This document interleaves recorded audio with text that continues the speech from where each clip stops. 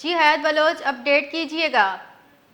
جی دیکھیں، یہ لیاری بغدادی جو افسوسناک واقعہ پیش آیا تھا، جو عمارت جو ہے وہ اچانک زمین بوس ہو گئی، تو اس میں جو ہے اب تک 7 افراد کی لاشیں اور خواتین سمیت 8 زخمیوں کو ملبے سے نکال کر اسپتال کیا جا چکا ہے۔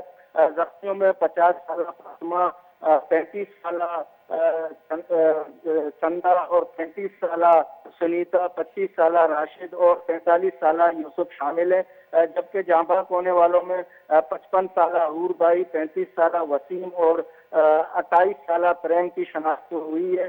ریسکیو حکام کا کہنا ہے کہ ملبے میں 20 سے 25 افراد کے دبے ہونے کا خدشہ ہے۔ امدادی کارروائیاں تیزی سے جاری ہیں۔ ملبے سے 40 روز کی ایک شیرخوار بچی کو زندہ نکال لیا گیا ہے، جسے طبی امداد دی جا رہی ہے۔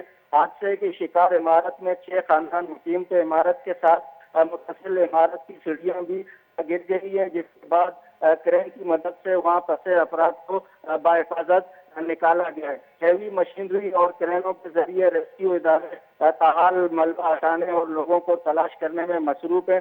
وزیر اعلیٰ سندھ واقعے کا نوٹس لیتے ہوئے فوری رپورٹ طلب کی گئی ہے۔ جی بہت بہت شکریہ۔